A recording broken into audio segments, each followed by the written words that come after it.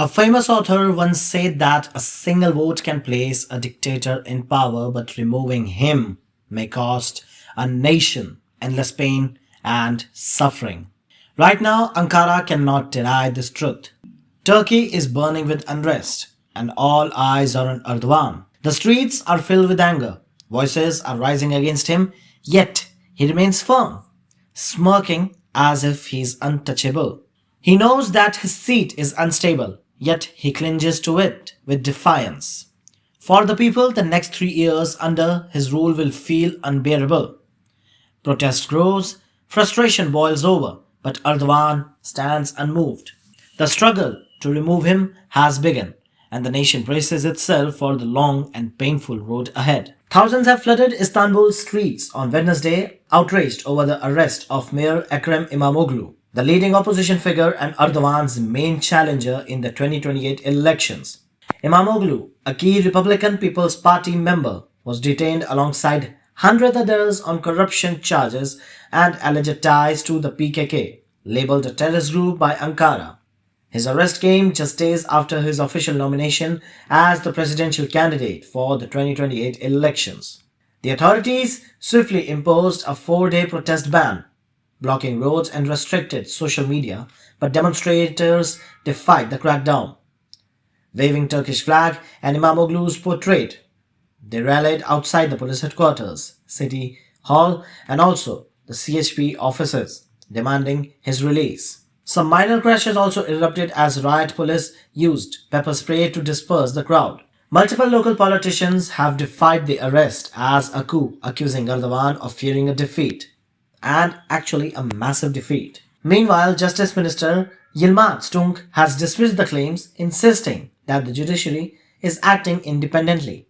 But it doesn't look like. Erdogan believes that there should not be any sort of protest. And why not?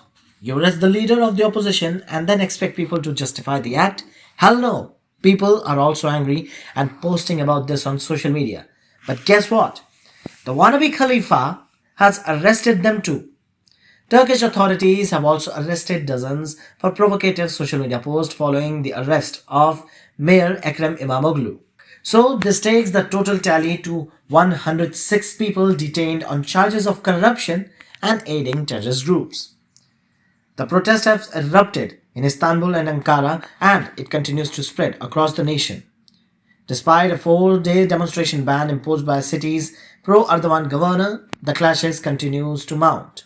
The interior minister says that all these social media posts were inciting public hatred. Meanwhile, Imamoglu's own ex-post has urged national unity, calling for a crackdown beyond politics. As he spent his first night in detention, his words echoed through Istanbul's metro stations. I promise you with my honor that I am going to win this fight.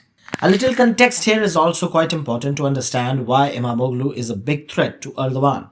Imamoglu was born in 1970 in Trabzon, Turkey, and he has emerged as a significant figure in Turkish politics. After graduating from Istanbul University with a degree in business administration, he ventured into construction industry before entering in politics and then becoming a very famous figure. He was first elected as the mayor of Istanbul's Beylikdüzü district from 2014 to 2019. His prominence soared when he won the Istanbul mayoral election in 2019, defeating the ruling party's candidate. Despite initial results being annulled, Imamoglu secured a decisive victory in the subsequent re-election, marking a pivotal challenge to Recep Tayyip Erdogan's long-standing dominance. His tenure as a mayor has been characterized by a commitment to transparency, inclusivity, and urban development, resonating with the broad spectrum of the voters. This approach has positioned himself as a formidable rival to Erdogan, who has basically effed up whole country. From economic crisis to radicalism, Turkey is nothing short but a hellhole. However, Imamoglu's rising popularity is now facing challenges. Erdogan has arrested him, but soon justice will be served. The Turks will rise. A country suffering economically and politically will revive its glory. The people's voice cannot be silenced. The struggle has begun and Turkey is at the crossroads of history. Will it succumb to oppression or will it break free? Time will tell, but the fire has been lit and it will not be extinguished easily this time.